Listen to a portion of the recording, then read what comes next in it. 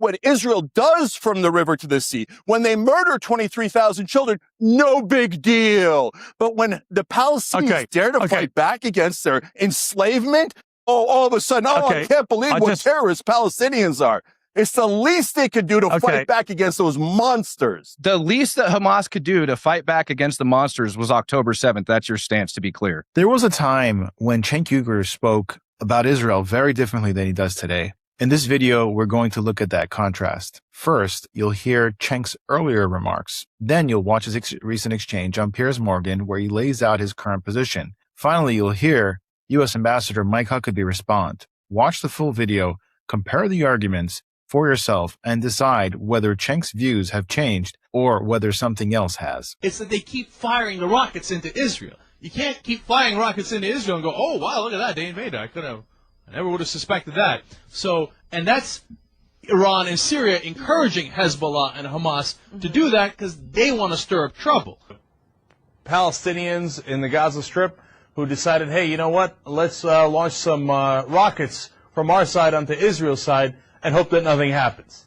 Well, that was a pretty bad idea. What Israel has done is demonstrably way, way worse than Hamas. So in terms of the hostages, in terms of the occupation, in terms of 70 times the civilians killed, we all know why we don't have peace. There's only one reason, and it's Israel. So Israel says no to the deal that Trump and Hamas just did. They say no to the deal that Trump did with Iran. They say in that memorandum of understanding, they have to leave Lebanon. And Israel says, no, we're never going to leave southern Lebanon. This was always about greater Israel. And America, you owe us. You owe us your military. Now 18 Americans have died, and apparently they owed Israel their lives. And over 400 Americans injured, all for Israel. All the wars are for Israel.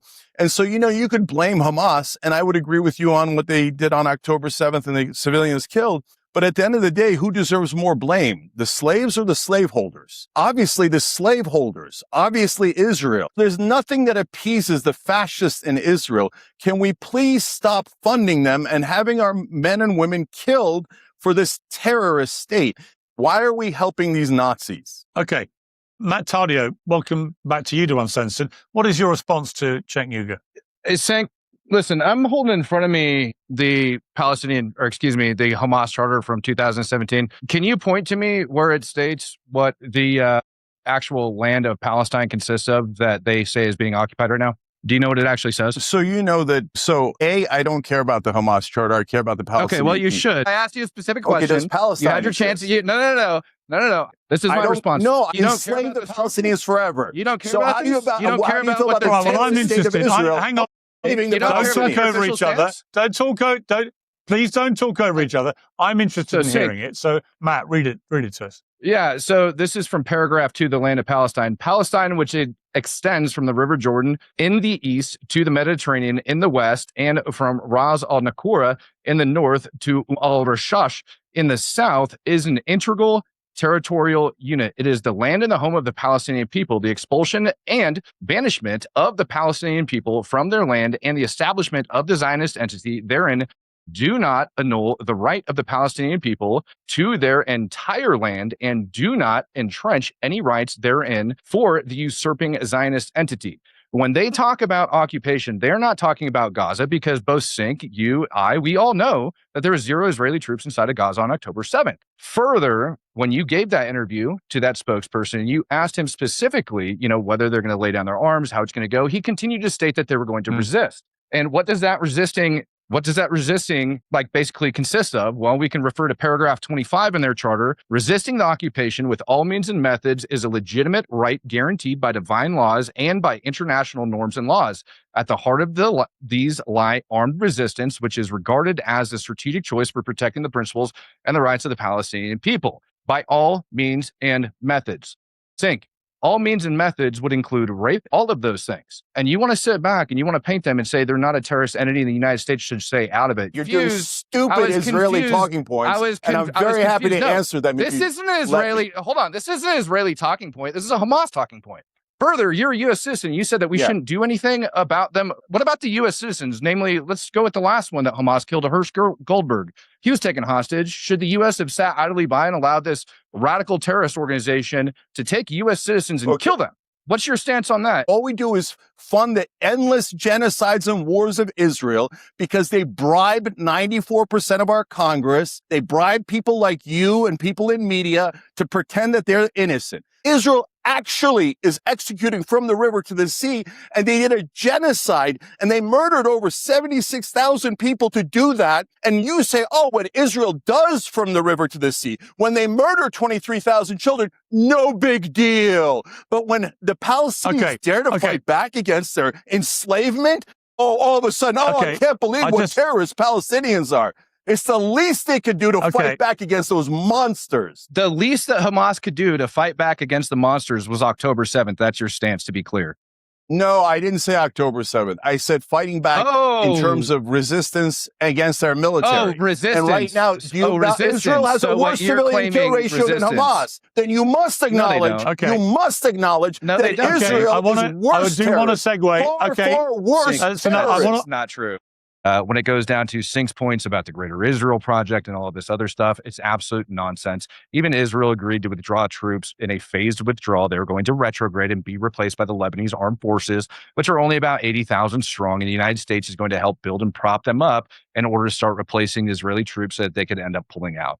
The entire thing is a facade. I don't know how many times you can hear the same talking points out of these guys without any actual intellectual facts that back them up. You keep telling us they're going to withdraw, and they never, ever withdraw. And in fact, they say they're never going to withdraw. They are literally agreeing it right now. So you keep saying they're going to be good guys one day, but they're never the good guys. They're always the bad guys. So what is the international security force there for? Is it so the Israelis can stay there? No, the International Security Force just made a deal. Trump just made a deal with Hamas. They're going to disarm, and Israel's supposed to withdraw. And then Israel said, no, we don't honor the deal. Well, they're going to put their withdraw.